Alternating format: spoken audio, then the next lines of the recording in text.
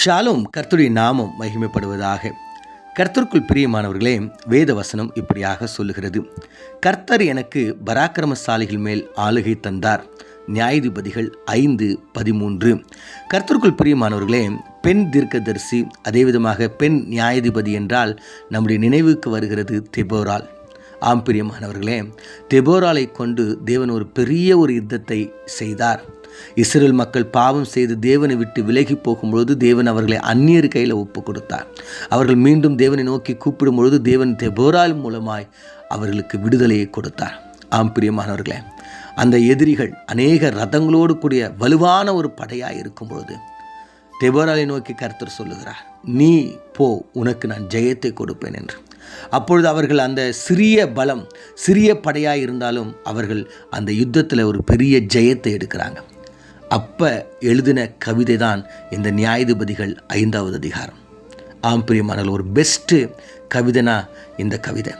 ஆண்டவரை புகழ்ந்து அவருடைய கிரியைகளை புகழ்ந்து பாடின ஒரு கவிதை. அவங்க சொல்கிறாங்க இப்படியாக, கர்த்தர் எனக்கு பராக்கிரமசாலிகள் மேலே ஆளுகை தந்தார். ஆம் பிரியமானவர்களே, இந்த வார்த்தை எவ்வளவு உண்மையான ஒரு வார்த்தை. நம்முடைய வாழ்க்கையில் தேவன் நம்முடைய வாழ்க்கையில் காணப்படுகிற பராக்கிரமசாலிகள் மேலே ஜெயத்தை தர அவர் ஆயத்தமாக இருக்கிறார். இன்னைக்கு உங்கள் வாழ்க்கையில் இருக்கிற பராக்கிரமசாலியை நீங்கள் ஜெயம் எடுக்க முடியாமல் இருக்கிறீங்களா?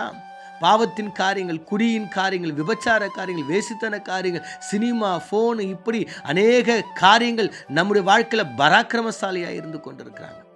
அவர்கள் தான் நம்மளை ஆளுகை செய்து கொண்டிருக்கிறாங்க. கர்த்தருக்குள் பிரியமானவர்களே, இந்த பராக்கிரமசாலிகள் மேலே கர்த்தர் உங்களுக்கு ஆளுகை தர வேண்டும் என்றால் நீங்கள் கர்த்தருடைய சித்தத்தை கேட்டு, அவருடைய சத்தத்தை கேட்டு, அவருக்காக நீங்கள் வாழும்போது கர்த்தர் உங்களுக்கு அதிகாரத்தை தருகிறார். உங்களுடைய வாழ்க்கையில் காணப்படுகிற எல்லா கோலியாத்தையும், எல்லா பராக்கிரமசாலிகளையும் உங்களுடைய பாதத்துக்கு கீழாக கடவுள் கொடுத்து அவர்கள் மேலே உங்களுக்கு அதிகாரம் கொடுக்க அவர் ஆயத்தமாக இருக்கிறார். ஆனால் நம்ம செய்ய வேண்டிய ஒரே ஒரு காரியம், ஆண்டோடைய சித்தத்தையும் ஆண்டோடைய சத்தத்திற்கும் நம்ம கீழ்ப்படிய வேண்டும். கண்களை மூடி நாம் செபிப்போம்.